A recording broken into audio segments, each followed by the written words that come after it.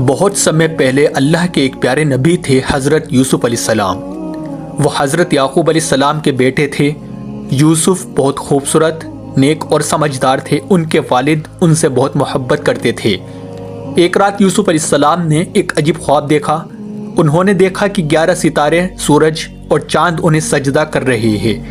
جب انہوں نے یہ خواب اپنے والد کو بتایا تو حضرت یعقوب علیہ السلام نے سمجھ لیا کہ اللہ انہیں بڑا مقام دینے والا ہے۔ انہوں نے کہا، بیٹا اپنا خواب اپنے بھائیوں کو مت بتانا۔ لیکن ان کے بھائیوں کو پہلے ہی ان سے جلن تھی۔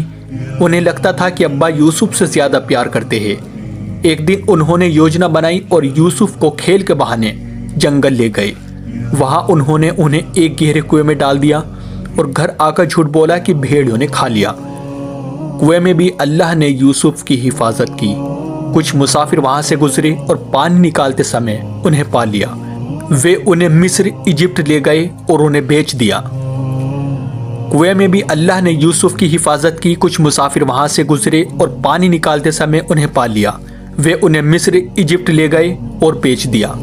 مصر کے عزیز ایک بڑے افسر نے انہیں خرید لیا۔ یوسف بڑے ہو کر بہت نیک اور خوبصورت جوان بنے۔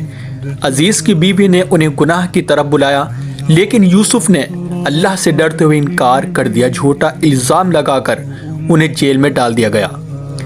جیل میں بھی انہوں نے صبر اور ایمان نہیں چھوڑا۔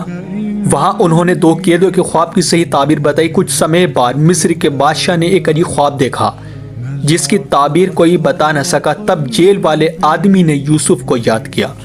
یوسف علیہ السلام نے بادشاہ کے خواب کی تعبیر بتائی کہ مصر میں 7 سال خوشحالی کے اور 7 سال سخت اکال کے آئے گی۔ ان کی سمجھداری سے بادشاہ بہت خوش ہوا اور انہیں مصر کا خزانہ سنبھالنے کی ذمہ داری دے دی۔ جب اکال آیا تو ان کے بھائی بھی اناج لینے مصر آئے۔ یوسف نے انہیں پہچان لیا، لیکن انہوں نے یوسف کو نہیں پہچانا۔ آخر کار سچ سامنے آیا۔ بھائی شرمندہ ہوئے اور معافی مانگی۔